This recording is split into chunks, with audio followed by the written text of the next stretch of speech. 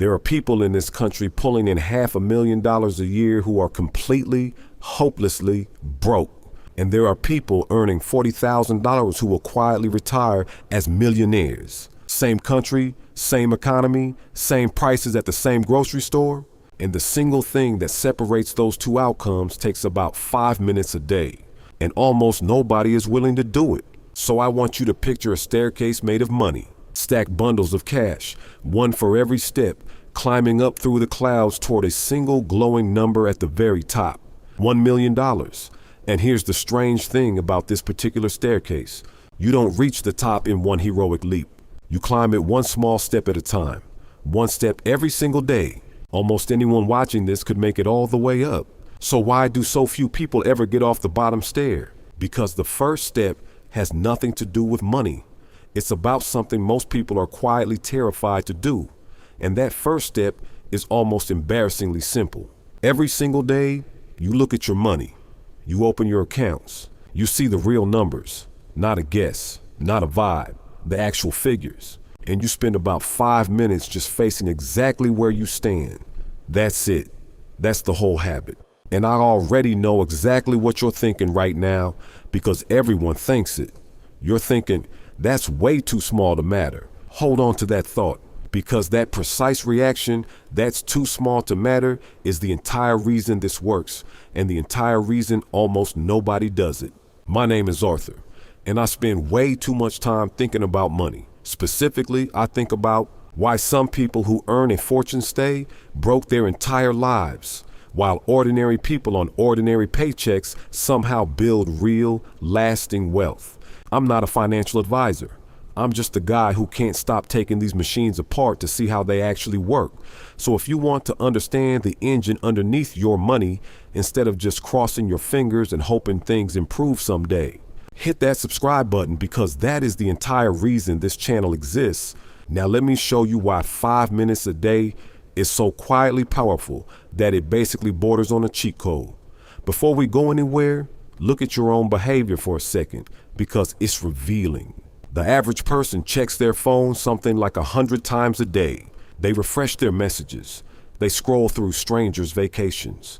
They watch the little numbers tick up on a post they made.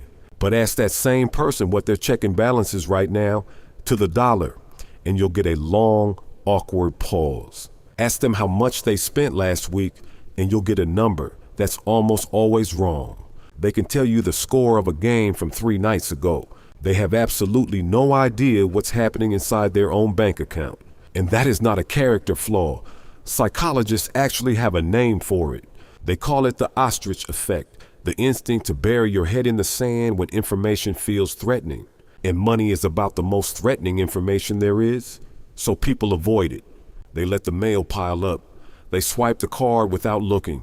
They tell themselves they'll deal with it later, when things calm down, when the next paycheck lands, when life feels a little more stable. And the whole time, the avoidance feels like self-protection. It feels like holding the stress at arm's length.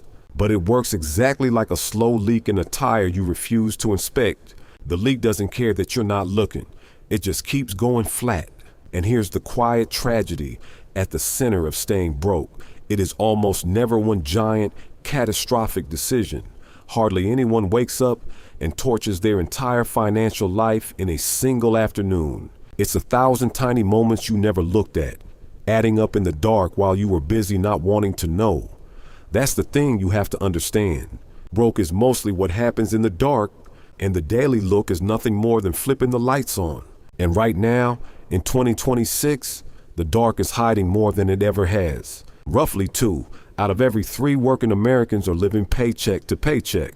And I don't mean the unemployed or the struggling fringe. I mean people with solid jobs and decent salaries spending essentially every dollar that comes in. Credit card debt just crossed around $1.4 trillion, the highest figure ever recorded, at interest rates north of 20%, which means for a lot of people, that debt is now growing faster than they can possibly shovel against it. And when something breaks, when the transmission goes or the water heater dies, most households have nothing to catch the hit.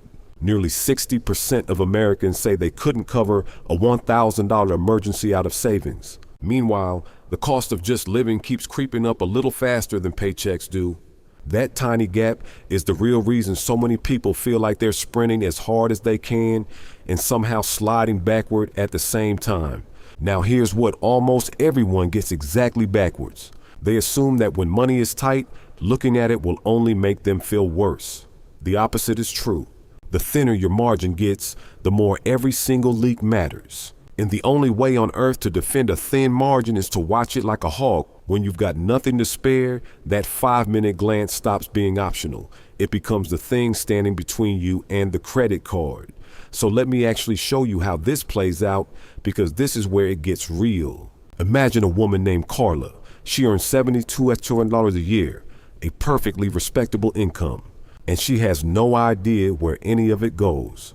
She does exactly what financial advice told her to do years ago. Once a month, she sits down, glances at her statement, feels a hot little flash of guilt, promises herself she will do better, and closes the laptop. 30 days later, she does it again. And that monthly review tells her almost nothing, because by the time she looks, the money is long gone, and every individual decision has blurred together into one big, helpless shrug. But if Carla looked every single day, the whole story changes. On Monday, she'd noticed the streaming service she stopped using back in the spring is still quietly charging her. On Tuesday, she'd catch the delivery fees that secretly doubled the price of dinner. By Thursday, she'd start to see the pattern in her own spending that no monthly summary ever surfaced. The small after-work purchases that feel like nothing in the moment and add up to an entire car payment by the end of the month. The daily look doesn't require willpower, it just removes the blindfold. So let me actually open Carla's accounts with you, because I want to show you the 5 leaks hiding in almost every ordinary financial life. Think of this as an autopsy. Once you've seen them, I promise you cannot unsee them in your own statements. Leak 1, forgotten subscriptions. The first leak is forgotten subscriptions. The streaming services, the apps, the memberships, the free trials that quietly turned into paid ones the second you stop paying attention. People guess they spend a little on subscriptions, and then when they finally sit down and add it all up, the real number is more than double what they thought. Each one feels too small to bother canceling, but stacked together, they're a phantom rent payment, leaving your account every month for things you forgot you even own. Leak 2, the delivery markup. The second leak is the delivery markup. Ordering food to your door feels like paying the price on the menu. It isn't. Once you stack the service fee, the delivery fee, the inflated in-app menu price, and the tip, those apps routinely add 30 to 50% on top of the actual meal. A $15 lunch quietly becomes a $22 lunch 3 or 4 times a week, and over a year, that convenience costs you more than a real vacation would. The daily look catches it because you see the actual charge land, not the menu fantasy you imagined when you tapped order. Leak 3, buy now, pay later. The third leak is buy now, pay later. These services exploded over the last few years, and they're engineered to make spending feel painless by chopping it into 4 little payments. The problem is, those payments don't show up on one clean statement. They scatter across different weeks and different apps. So people genuinely lose track of how much future income they've already promised away. You feel rich today and mysteriously broke in 3 weeks, and you can't figure out why. The daily glance is the only thing that keeps that running total visible. Leak 4, bank fees. The fourth leak is bank fees, and this one is pure infuriating waste. Overdraft charges, maintenance fees, out-of-network charges, the little penalties that hit the second your balance dips at the wrong moment. Americans still hand over billions of dollars a year in fees like these, and nearly all of them are avoidable the instant you can see your balance before the charge lands instead of after. That is money you are paying for the privilege of not looking. Leak 5, the convenience tax. And the fifth leak is the hardest one to name, because it doesn't even have a line item. Call it the convenience tax. It's the extra you pay simply because you didn't plan and didn't check. The gas station snack, the last-minute upgrade, the thing you bought at full price because you couldn't be bothered to wait 2 days. None of these are crimes. But added up across a year of not looking, they're often the single biggest drain in the entire picture. And they're the very first thing that shrinks the moment you start paying attention. And this is the detail almost everyone misses.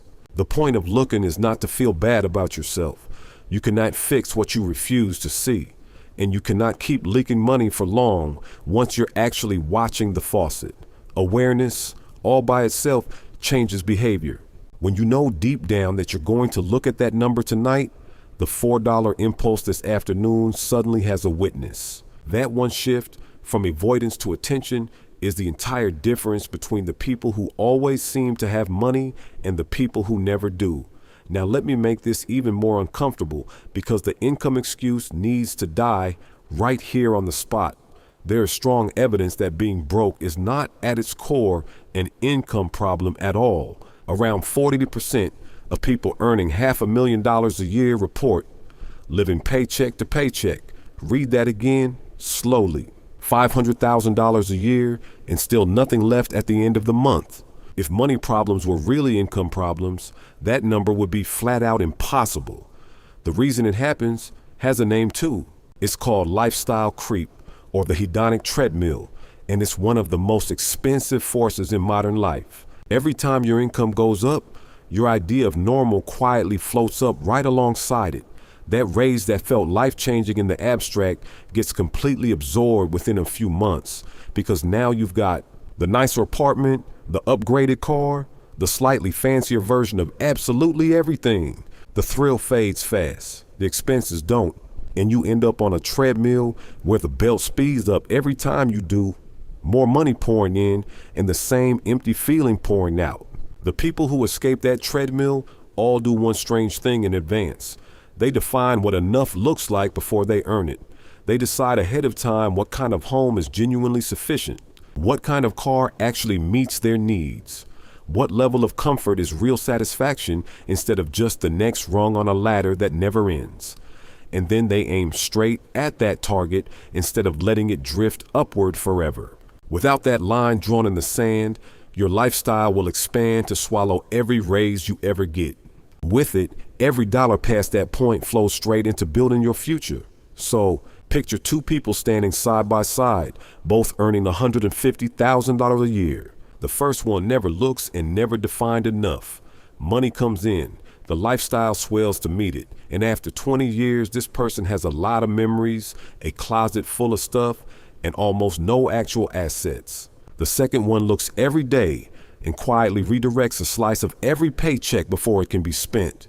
After those exact same 20 years, at the market's long-run average return, that quiet little redirection has grown into something north of 3 million. Same income, same city, same opportunities. The only thing that separated them was whether they were willing to look and what they did with what they saw, which brings us right back to the staircase, because looking is the first step.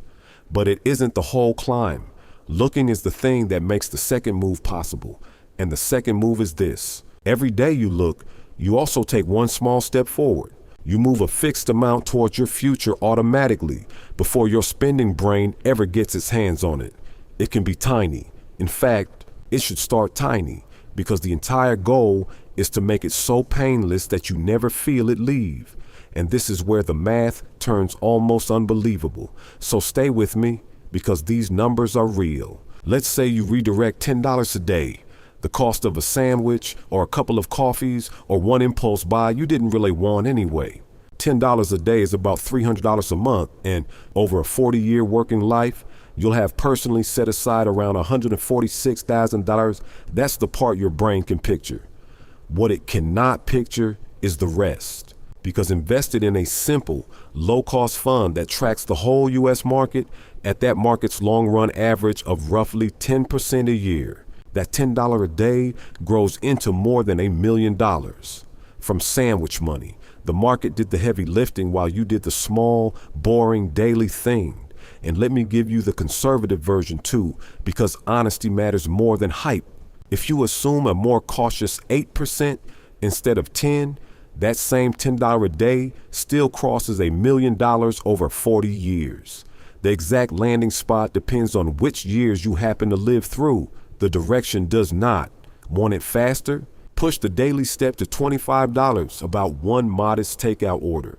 And at the market's historical average, that habit hits a million in around 25 years and keeps climbing toward $1.5 million if you give it 30. The lever that moves your outcome the most was never picking the perfect stock. It's the size of your daily step and the number of years you let it compound. And there's a beautiful little shortcut for feeling that engine run. It's called the rule of 72. You take the number 72, divide it by your annual return, and that tells you roughly how many years it takes your money to double. At 10%, your money doubles about every 7 years, so $1 you invest in your early 30s has a real shot at doubling, and doubling again, and doubling again before you retire. The dollar isn't working harder than you, it's just working longer, and it never once asks for a day off. Now think about the most ordinary expense you've got. A $7 coffee every single day. Most people would swear that habit is meaningless, just a tiny pleasure that couldn't possibly matter. Direct that exact same $7 into the market for a full career, and at a cautious return, it grows to roughly $743,000. The coffee was never $7. The real price was $750,000, paid quietly over a lifetime, and almost nobody ever sees that receipt. Real quick, if this is the kind of thing that makes you see your own spending differently, take 1 second and subscribe, because I break down money behavior exactly like this every single week. And the next step in your climb is a whole lot easier when you're not trying to find it alone. Now stay with me, because we still need to answer the most important question of all. Why does the daily version of this work when everything else you've tried fell apart? And the answer is willpower, or rather, the fact that willpower is a finite resource that drains throughout the day.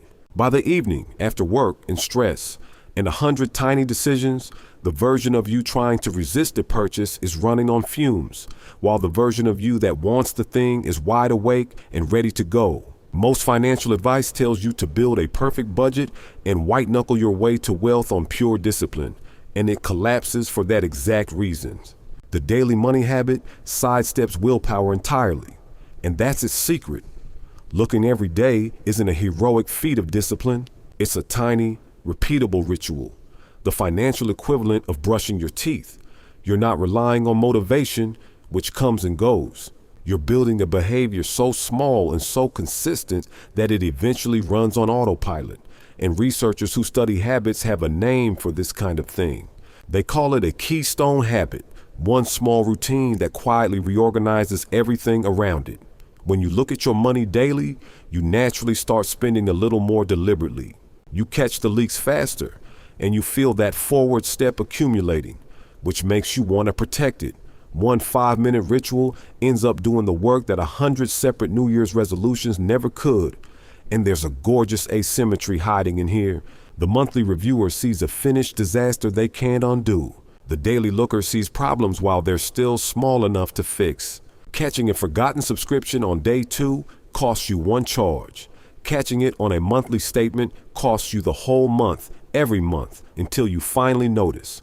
Multiply that across every little leak in a normal life, and the daily habit isn't slightly better than the monthly one.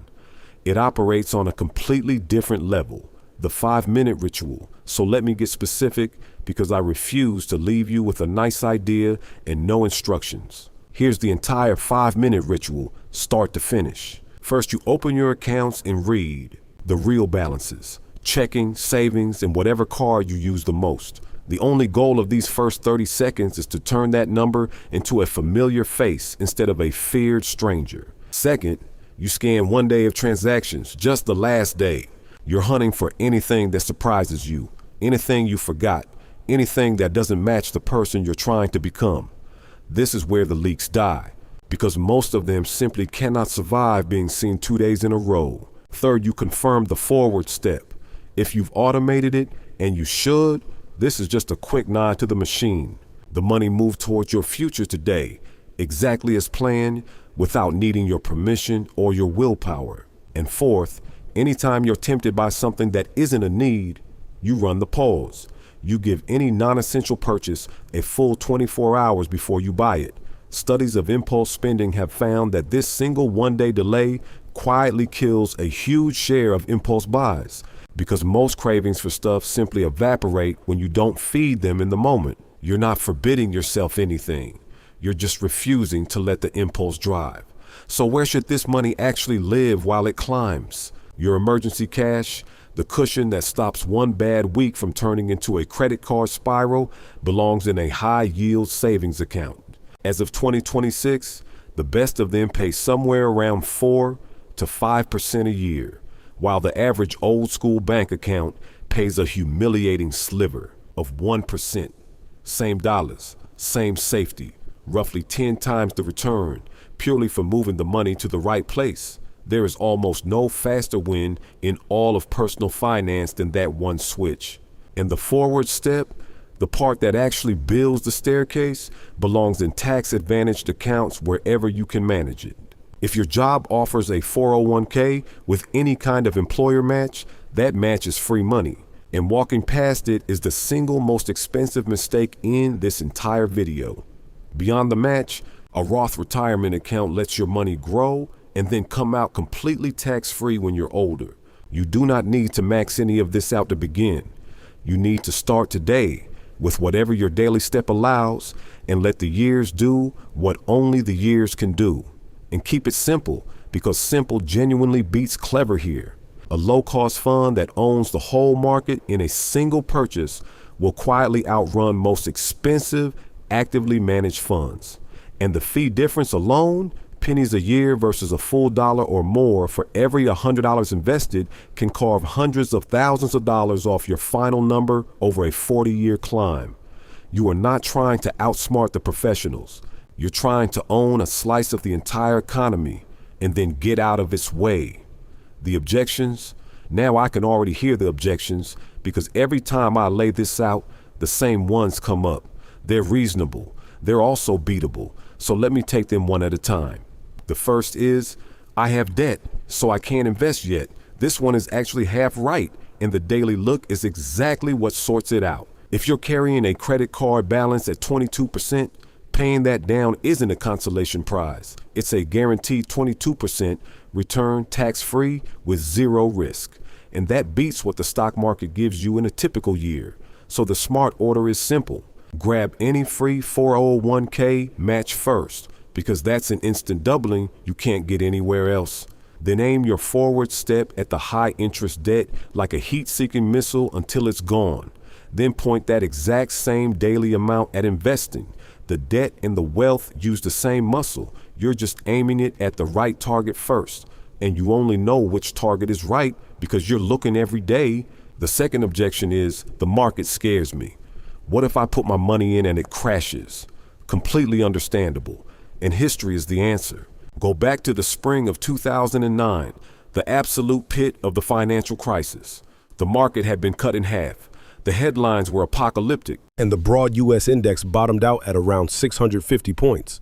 And the people who got wealthy over the years that followed were not geniuses who timed the bottom. They were ordinary people who simply kept buying the same steady amount month after month while everyone else panicked, and they watched that index climb back to many, many times what it was. That steadiness has a name, so it's called dollar cost averaging. And the beauty of it is that when the market drops, your fixed daily step automatically buys more shares on sale. Roughly 3 out of every 4 years in market history have been positive. The crashes are real, but they've always, every single time, been temporary. And the daily habit is the thing that keeps you calmly buying right through them instead of fleeing at the worst possible moment. The third objection is the most common and honestly, the most heartbreaking. I don't earn enough to do this. I hear you, and I'm not going to pretend the squeeze isn't real, because in 2026, prices really have been climbing faster than a lot of paychecks. But look at what the math actually says. You do not need $10 a day to begin. Start with $5. $5 a day, invested at the market's long-run average over a full career, still grows to nearly $1 million. The number that builds the staircase was never the size of your income. It's the consistency of your step, starting small and never stopping beat, starting big and quitting in 3 months, every single time. And there's a fourth objection that's quieter than the rest, and it might be the most common of all. I've tried this before. and I failed. Maybe you downloaded the budgeting app and abandoned it in a week. Maybe you started a savings challenge in January and quit by February. If that's you, I need you to hear this clearly, because it almost certainly was not a lack of discipline. It was the all or nothing trap. You set a heroic goal. You slipped once, and the second you slipped, the whole thing felt ruined, so you walked away entirely. The daily look survives slipping precisely because it's so small. Miss a day, you look the next day, overspend on a Tuesday. The habit doesn't collapse because the habit was never the perfect month. It was just the next glance. There's no permanent way to fail at this. There's only looking or not looking. Today, that forgiveness built right into the design is the reason it sticks when everything more ambitious fell apart. There's one more thing I have to address because it freezes two opposite groups of people. The young who feel like they've got all the time in the world, and the not so young who feel like they've already missed the boat. Both are wrong for the exact same reason. Time is the single most valuable ingredient in this whole recipe, which is exactly why you cannot afford to waste the years still sitting in front of you. Someone who starts the $10 a day habit at 25 has a real shot at well over $1 million by retirement. Wait until 33 to start the identical habit, and that final number can be cut roughly in half. Half, because you handed the market 10 fewer years to do its doubling. And the decade you skip doesn't cost you 10 years of small contributions. It costs you the biggest doublings of all, the ones that land at the very end, when the balance is largest. And for the late starters, I mean every word of this. The second best time to start is right now, tonight. If you're in your 40s or 50s, you may not match the person who began at 22. But the gap between starting today and starting never is not some small thing. It's the whole difference between a secure, dignified future and a frightening one. A habit begun late still buries a flawless plan you never start. The staircase does not care how old you are when you take the first step. It only cares that you keep taking them. The first 30 days. So let me tell you what the first 30 days of this actually feel like, because knowing the emotional terrain ahead makes it so much easier to push through. Week 1 is uncomfortable, and I won't pretend otherwise. The first time you open accounts you've been avoiding, the number is going to sting. You might feel a flash of shame or regret or a quiet wish that you started years ago. That feeling is not a sign you're failing. It's the precise sensation of a problem stepping out of the shadows, and it fades far faster than you'd expect, usually within a few days of just looking it in the eye. Week 2 is where something shifts. The dread starts to thin out because the number stops being a mystery you're bracing against. You catch your first leak, maybe that forgotten subscription, and you kill it. And the small jolt of satisfaction from that one win does more for your motivation than any motivational speech ever could. By week 3, the daily look has stopped feeling like a chore and started feeling like a check-in with someone you genuinely care about, your future self. You notice you're hesitating before pointless purchases, not because you're forcing yourself, but because the number is watching now and you don't want to disappoint it. And by the end of the first month, the forward step has become real. You can see it, a small but growing balance that didn't exist 30 days ago.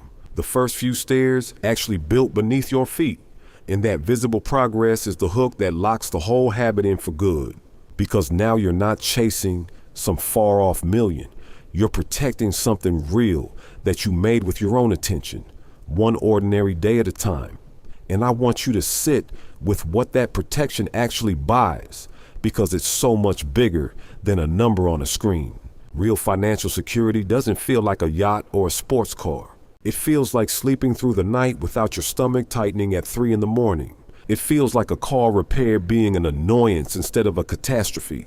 It feels like being able to walk away from a job that's quietly destroying you, or take time off when someone you love needs you, or say no to something that pays well but costs you your peace. That's the real prize hiding at the top of the staircase. Not the $1 million itself, but the freedom the $1 million represents. The daily look is simply how ordinary people buy that freedom in tiny installments, while everyone around them is busy buying the appearance of it on credit. The deeper truth So let me pull the camera all the way back, because underneath all the math and the mechanics, this was never really a money story. It's a fear story. The reason people don't look isn't laziness, it's dread. Somewhere along the way, the number became a verdict, a scorecard for whether you're a competent adult or a complete failure. And nobody wants to face a verdict at the end of a long, exhausting day. So they look away. But here's the trap. Looking away doesn't pause the leak. It just guarantees you'll never catch it. The avoidance that feels like mercy is the exact thing keeping you stuck. And the cure is almost laughably gentle. You don't have to fix everything. You don't have to feel ready. You just have to look today for 5 minutes and then take one small step. Tomorrow, you look again. And slowly, the number stops being a verdict and starts being a dashboard, just information you use to steer. Once that switch flips, staying broke becomes genuinely hard to do, because broke is mostly what happens in the dark and you've turned the lights on for good. But there's one honest catch I owe you, and it might be the most important thing I'll say in this whole video. Looking only works if you understand what you're looking at. Think about it. You can open your accounts every single day, but if you don't know the difference between an interest rate and an annual return, if nobody ever explained how compounding actually works, or what a Roth account is, or why the 401k match is free money, then you're just staring at a dashboard written in a language you can't read. The daily habit gives you attention, but attention without understanding is just anxiety with extra steps. You'll watch the numbers move and have no idea whether to feel calm or alarmed. That's why the real first step, the one that comes before the staircase, is building the foundation, the money vocabulary. How debt works and why some debt quietly devours you while other debt builds you. How taxes shape every dollar you actually keep. How compounding turns small, boring daily actions into life-changing sums, which is the entire engine we just spent this whole video describing. Get that foundation right, and every money decision you ever make gets easier because you finally know what you're looking at when you look. Skip it, and even good intentions just sit on sand. So if any part of this felt like staring at a dashboard you couldn't fully read, that's not a flaw in you. It just means the foundation came in the wrong order, and that's a completely fixable thing. I made a full breakdown of exactly that foundation, and it's honestly the most natural next step from here. So go watch that one next, because here's the truth about that staircase made of money. It's simpler than it looks. It was never really built out of cash at all. It was built out of two ordinary things, repeated: the willingness to look and the willingness to take one small step every single day. Almost nobody does both, but the ones who do don't end up broke. They end up standing at the top, wondering why it ever looked so far away. My name is Arthur. This has been Arthur Explains Money, and I'll see you in the next one.